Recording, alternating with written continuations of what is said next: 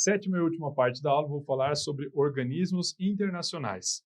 Ah, Saulo, mas aí, pensando nas provas, SpaceX, ESA, Colégio Naval, o que você tem a dizer? Você acha que tem aí uma inserção? Tem, pessoal, até porque o Brasil ele está inserido nessas organizações internacionais. É claro que não tem por que eu comentar de todos, mas eu vou comentar daquelas que acabam tendo uma certa importância. Então vamos lá. Bem, entre os organismos internacionais, a gente pode falar sobre o quê? A ONU. Ah, essa, você até comentou recentemente o quanto a ONU tem o quê? Esse viés de tentar manter a paz.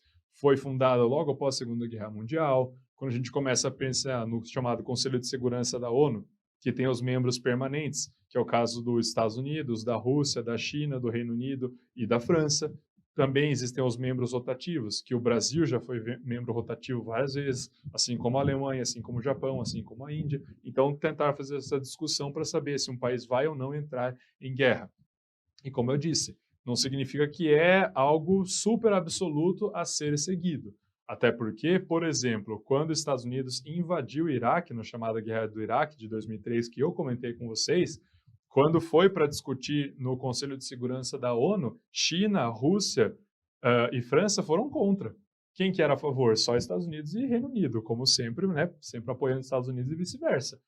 Então, nesse sentido, significa que foi 3-2. Nesse 3-2, teoricamente, era para fazer com que Estados Unidos não invadisse o Iraque. Aconteceu? Não, mesmo do mesmo jeito, acabou invadindo. Também na ONU existe a chamada Assembleia Geral, que é a reunião dos países para fazer algum tipo de discurso. Teoricamente, né, tem até 15 minutos para fazer alguma consideração. Em relação à Assembleia Geral, é importante comentar que o Brasil é sempre o primeiro a começar a fazer o discurso. Aí você está se perguntando, por que o Brasil está a letra B, né? Não seria em ordem alfabética? Deveria ser ordem alfabética. É que no começo sempre convidava qual diplomata queria querer lá na frente para começar o discurso. E sempre era um brasileiro que ia o primeiro, então já ficou tradicional. Nossa, sempre o brasileiro que começa, então deixa ele lá primeiro para poder fazer esse discurso. Além disso, quando a gente comenta ainda em relação à ONU, dentro da ONU existem diversas organizações. Ah, essa eu já ouvi falar na chamada Unicef, já ouvi falar que pensando na infância, já ouvi falar na chamada Unesco. Exato, existem diversas, olha só. Então, entre diversas organizações dentro da ONU, a gente fala sobre o chamado Fundo Monetário Internacional, que a ideia é o quê? Fazer empréstimos, o Fundo Monetário Internacional. É quando um dado país está com uma situação econômica tão ruim e esse Fundo Monetário Internacional ele vai servir para salvar, vamos falar dessa forma, esse dado país. Então, acaba sendo uma agência que é financiadora de fomento. Ah, Saulo, mas já ouvi falar também no chamado Banco Mundial, é a mesma coisa? Se eu for parar para analisar desse ponto de vista de fomentar, ou seja, emprestar dinheiro, é a mesma coisa. A grande diferença é que o Fundo Monetário Internacional ele tem esse caráter mais o quê? Mais esse caráter governamental. Eu estou ajudando a sua economia desse ponto de vista governamental. O que você vai fazer para sair dessa crise, né? Aí é com você. Agora, quando a gente analisa o Banco Mundial, não. É o pensar também se, de repente, numa dada localidade, tem um projeto excelente para fazer com que comece a ter um desenvolvimento econômico naquela área, ela pode conseguir esse empréstimo do Banco Mundial. É o que, por exemplo, o chamado BNDES faz no nosso país. Depois, em tese pelo menos, a Organização Mundial da Saúde, que muito vem se falando dela, diga-se de passagem, devido à Covid-19, também é pertencente à ONU. A Corte Internacional de Justiça também é pertencente à ONU. Essa aula é aí que fica o chamado Tribunal de Haia, quando acontecem aqueles crimes internacionais, chega ao ponto de ser julgado nessa escala. Exatamente, então, também é o que? Um órgão da ONU. Depois, agora falando daqueles que não são da ONU, podemos falar sobre a Organização Mundial do Comércio, que tem grande importância para o quê? Poder fiscalizar essas condições comerciais, se está sendo um preço justo, evitar o protecionismo, assim chamado. O que é isso, Saulo? Protecionismo são as barreiras alfandegárias, que no caso, pensando na política do Donald Trump, ele claramente colocava essa política. Ah, não, o produto chinês vai começar a entrar aqui no meu país? Vai nada, vou colocar uma super taxação no minério de ferro dele que não vai conseguir mais entrar aqui. Então, essa política protecionista, né, assim chamada, a OMC procura lutar contra isso, porque a OMC ela tem esse caráter o quê? De ter uma livre circulação, um livre comércio e fazer com que o comércio internacional seja cada vez mais integrado. Então é o objetivo dela na realidade.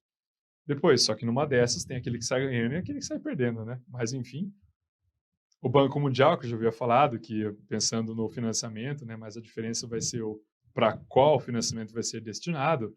A Organização do Tratado do Atlântico Norte, a essa organização militar aí que foi criada durante a Guerra Fria, pensando no fato de proteger os países europeus, do oeste europeu, assim como liderança dos Estados Unidos, e hoje diversos outros países acabam fazendo parte da Organização do Tratado do Atlântico Norte. A EA teve até o chamado Pacto de Varsóvia, que era o que o lado comunista socialista para fazer frente à OTAN, só que no caso do Pacto de Varsóvia ele acabou sendo extinto e a OTAN ainda continua em vigor no mundo e inclusive o nosso país ele tem o que interesse em acabar fazendo parte dessa organização. Porque o que é a OTAN? A OTAN é o seguinte: um país que for atacado por outro país, ele acaba juntando os outros países para poder atacar esse outro país. Nossa, não entendi nada, Saulo, ficou confuso. Deixa eu melhorar.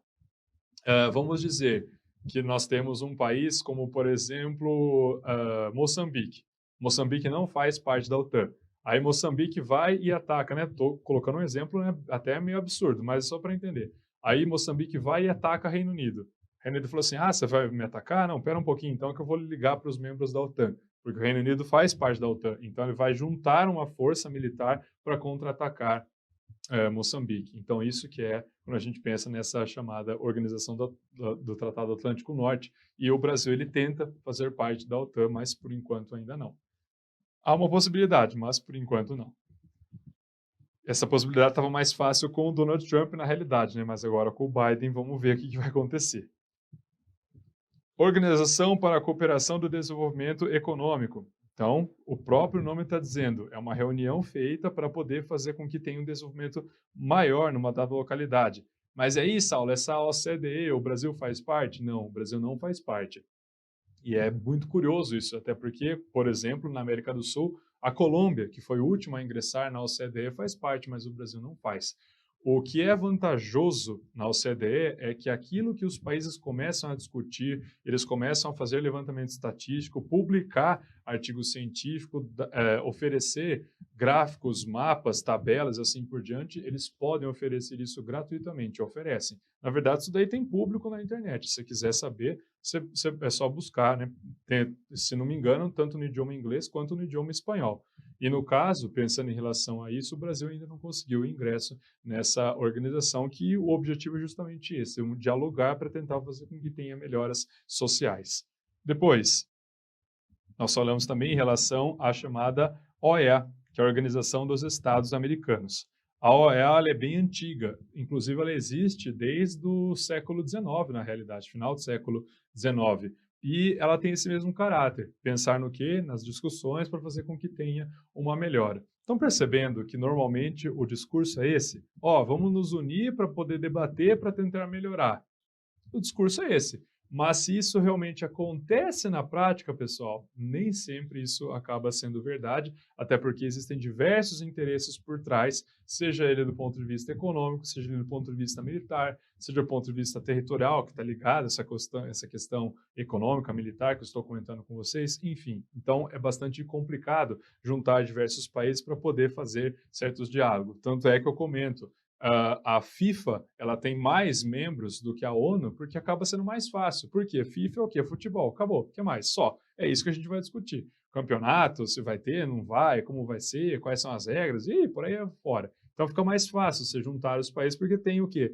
Algo em comum, que é simplesmente, que é considerado, né, o esporte mais popular do mundo.